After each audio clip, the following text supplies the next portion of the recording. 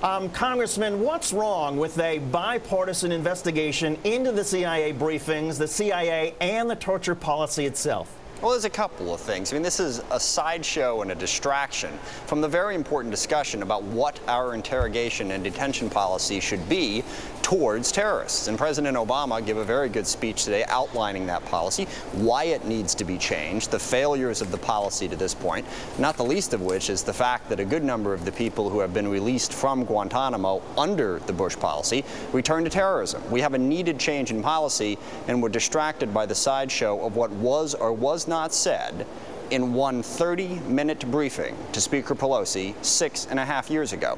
No, I don't think the Speaker's fault. I mean, look, the focus in the debate was clearly over the torture policy and what to do with Gitmo prisoners and whether waterboarding was effective. Once Speaker Pelosi had her news conference, didn't she bring some of this focus on herself by herself? Clearly, the news conference was not handled well. I don't think there's any question about that. It's worth pointing out that even before the news conference, the Republicans were raising this issue and acting as if this was the most important thing. Again, what Speaker Pelosi was or wasn't told in one briefing 6.5 years ago. And they are trying to continue to pump life into this. And at the end of the day, all it is a dispute between the Speaker and the CIA about exactly what she was told. And like I said, one briefing 6.5 years ago that lasted 30 minutes, and I've got bad news for Mr. Boehner. It wasn't recorded. It wasn't taken down what exactly was said in there. So really, you've just got a bunch of people's memories from 6.5 years ago. So could we please get back to the actual policy of what we need to do to deal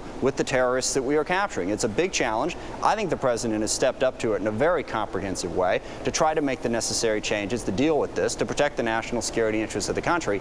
That is what we ought to be talking about.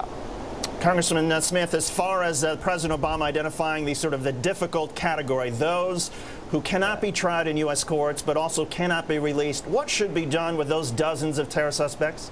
Well, I think what needs to be done is you need to adopt a policy for how to hold them and what rights they're going to have when you hold them, something that was never done. Under the earliest iterations of what the Bush administration did, they pretty much reserved the right to grab anybody, regardless of nationality, and hold them essentially forever without any rights attaching to them. And the international community, I think, rightfully looked at this and said that's wrong.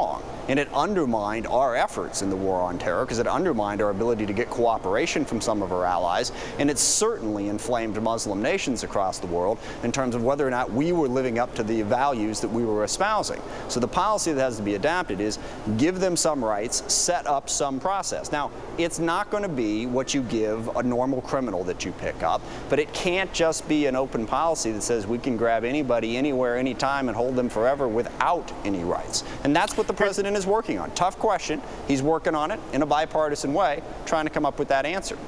Here's what the President said today on that issue in his speech. Watch.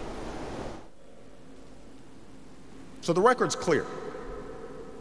Rather than keeping us safer, the prison at Guantanamo has weakened American national security.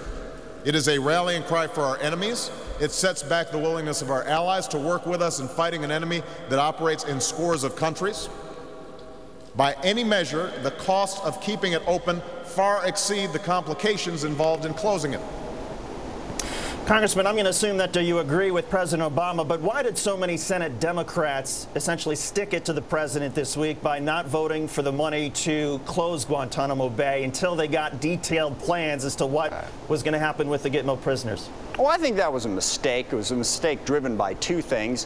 One, they did not feel that they had the adequate information. I think the President's speech today will go a long way towards helping address that issue. And then the second mistake was something that a lot of people have bought into, and I heard you were talking about this in an earlier segment, is the idea that somehow we can't hold a prisoner in the United States, that there's no place to safely hold dangerous people. I mean, we have mass murderers, we have terrorists, we have Ramzi Youssef, Zacharias Moussaoui, who are held here in the U.S. So we have the ability to try, whether through the normal courts, if the situation allows, as the President said, or through military tribunals, and hold in the U.S. people who will not escape. I mean, we have mass murderers. We have all kinds of people who are held. Right. You're absolutely right, and people say to the contrary are wrong. I think the issue, though, that people are getting at is the people who cannot be tried. Right. Is there any sort of precedent in our Constitution for still holding somebody in jail who cannot be tried and brought into court? And what happens happens when the lawyers get involved and say, hey, this person has to be released? Then what? I think that's the issue that so many members of Congress have, is they don't want somebody who's sort of in that middle ground who might be released in the community, right? Two quick things. First of all, they would not be released in the community in that situation. I'm pretty sure that we are talking only about foreign nationals here. They would have to go back to their country of origin at an absolute minimum. And second, this is a very small category of people. We don't even know right now how many, if any, of the people in Guantanamo fall into that category. How many cannot fall into one of the other three categories? Basically tried through the normal courts, tried through a military tribunal, or sent back to their home nation. We don't know right now if anybody falls into that category. So we have to change the policy, answer that question, and then deal with that one very difficult aspect of it. But I think the response thus far has been far too political when the president is presenting a thoughtful, comprehensive approach to a necessary policy that's going to make us safer. We're going to try to put these people behind bars instead of releasing them, as has happened far too often in the past. Congressman Adam Smith, Democrat from Washington State. And Congressman, thanks for coming on. We appreciate it. Thank you, David. You're welcome. Coming up, a groom arrested on the biggest day of his life. Hear how someone's saggy pants led to his lockup. Plus, a certain group of people could be immune to the swine flu. We'll tell you who's included ahead. Plus, shocking video of an attack on a wheelchair-bound man. Not one, but two different thugs prey on the disabled victim.